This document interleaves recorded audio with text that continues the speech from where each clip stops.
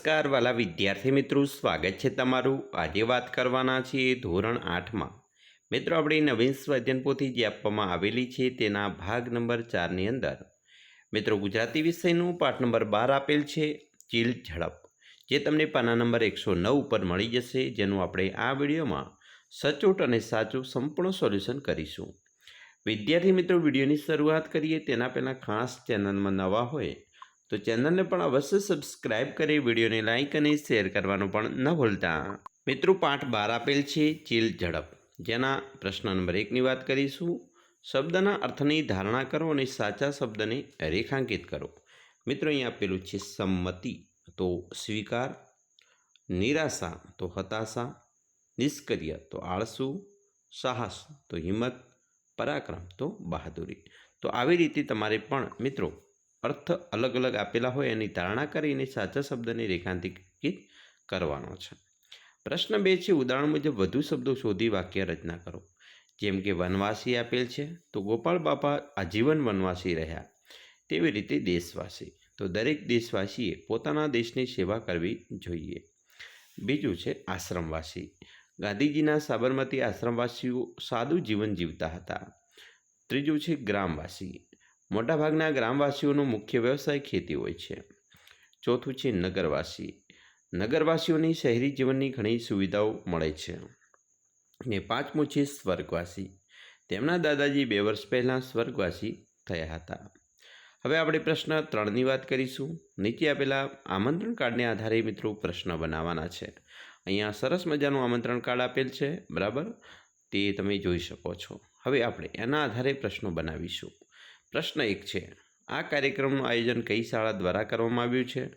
બીજું, આમંત્રણ કાર્ડમાં શેના આયોજન વિશે જણાવવામાં આવ્યું છે? ત્રીજું, વિજ્ઞાન મેળામાં વિદ્યાર્થીઓ દ્વારા શું પ્રદર્શિત કરવામાં આવશે? 4, વિજ્ઞાન મેળાની તારીખ અને સમય શું છે? અને 5, કાર્યક્રમનું સ્થળ કયું છે? હવે આગળ જોઈશું પ્રશ્ન નંબર 4, ઘટનાક્રમ પ્રમાણે વાક્ય ગોઠવો। અહીંયા મિત્રો ફકરો આપેલો છે અને વાક્યો આપેલા છે। આ વાક્યોને આપણે ઘટનાક્રમ પ્રમાણે ગોઠવીએ તો પહેલું વાક્ય છે આજે સવારે રાહુલ અને તેના મિત્રો પર્વત પર ચડવા ગયા હતા। 2, તેઓએ ત્યાં એક જૂનો કિલ્લો જોયો જે ખૂબ જ રહસ્યમય લાગતો હતો। 3, કિલ્લાની અંદર જતાં તેમને એક ગુપ્ત રસ્તો મળ્યો। 4, ત્યાં એક જૂની પેટી પડેલી હતી। 5, રાહુલે હિંમત કરીને પેટી ખોલી તો અંદર ઘણા કિંમતી ઘરેણાં અને સોના મહોરો હતી। 6, આ ખજાનો તેમણે ગામના સરપંચને સોંપ્યો। 7, સરપંચે તેમના સાહસ અને પ્રામાણિકતાની પ્રશંસા કરી। અને 8, આ ઘટના પછી તેઓ સાહસિક રાહુલ અને તેના મિત્રો તરીકે ઓળખાવા લાગ્યા। હવે આપણે જોઈશું પ્રશ્ન 5, જેમાં મિત્રો નીચે આપેલા દરેક પ્રશ્ન માટે યોગ્ય વિકલ્પ પસંદ કરી તેની સામે મિત્રો સાચાની નિશાની કરવાની છે। જેમાં પ્રશ્ન 1 છે ચીલ ઝડપ શબ્દનો સાચો અર્થ કયો છે? તો મિત્રો ચીલ ઝડપ એટલે સમડીની જેમ ઝપાટાબંધ ઝૂંટવી લેવું। 2, પોલીસ કોઈ ચોરને પકડ્યા પછી જે તપાસ કરે તેને શું કહેવાય? તો એને ઝડતી કહેવાય। 3, કમનસીબ શબ્દનો સમાનાર્થી શબ્દ દુર્ભાગ્ય। 4, માયા દ્વારા ઊભી થતી જંજાળ તો એને માયાજાળ કહેવાય। 5, નીચેનામાંથી કયો શબ્દ ક્રોધનો સમાનાર્થી છે? તો ક્રોધ એટલે ઉગ્રતા। 6, જે વ્યક્તિ રસ્તો બતાવે કે માર્ગદર્શન આપે તેને શું કહેવાય? તો એને ગાઈડ કહેવાય। 7, ચિત્કાર એટલે શું? તો ચીસ। 8, વગર કારણે માટે એક શબ્દ કયો છે? તો હરામનું। 9, ચોરી જવું માટેનો સાચો શબ્દ તફડાવવું। 10, જાદુના ખેલમાં કરવામાં આવતી હાથની ચાલાકી માટેનો એક શબ્દ હાથ ચાલાકી। હવે આપણે જોઈશું પ્રશ્ન 6, મિત્રો અહીંયા રૂઢિપ્રયોગ આપેલા છે, તેમાં કોઈ પણ રૂઢિપ્રયોગ પસંદ કરવાનો છે અને તમારા મિત્ર સાથે મળીને એક નાનકડો સંવાદ તૈયાર કરવાનો છે। તો મિત્રો આપણે સંવાદ તૈયાર કર્યો છે। સત્યમ, અરે યાર, કાલથી તો એક વાત કહે છે કે મારે નવી સાયકલ લેવી છે। કેવી, તો શું, મને બહુ ગમે છે એટલે કહું છું। સત્યમ, પણ હવે તો તું ગાણું ગાવાનું બંધ કર। કેવી, સારું હવે નહીં કહું, પહેલાં મને મારી જૂની સાયકલ રિપેર કરવામાં મદદ તો કર સત્યમ, હા એ તો જરૂર કરીશ. પ્રશ્ન મિત્રો 7, કૌંસમાં આપેલા શબ્દ વડે ખાલીજગ્યા પૂરો. તો અહીંયા પહેલું છે તેની અંદર મિત્રો ખાલીજગ્યામાં આવશે જડતી, બીજી ખાલીજગ્યામાં આવશે ઈશારો, ત્રીજી ખાલીજગ્યામાં આવશે ક્ષોભ, ચોથી ખાલીજગ્યામાં આવશે હરામના, પાંચમીમાં ગોંધાઈ, છઠ્ઠીમાં ઉગ્ર, સાતમાં ચીલ ઝડપ અને આઠમી ખાલીજગ્યામાં આવશે વાયરો. હવે પ્રશ્ન 8 ઉપર જઈશું. સંવાદ પૂર્ણ કરો. મિત્રો અહીંયા સંવાદ આપેલ છે નિશા અને વિમલ વચ્ચે.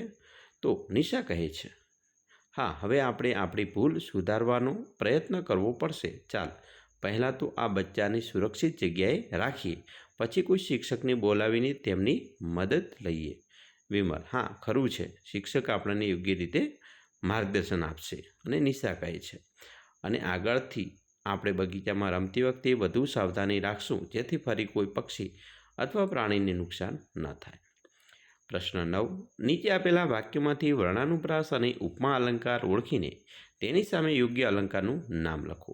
મિત્રો પહેલો અલંકાર છે દમયંતીનું મુખ ચંદ્ર જેવું સુંદર છે. તો મિત્રો અહીંયા દમયંતીના મુખને ચંદ્ર જેવી ઉપમા આપવામાં આવેલી છે, એટલે આપણે અહીંયા અલંકાર થશે ઉપમા.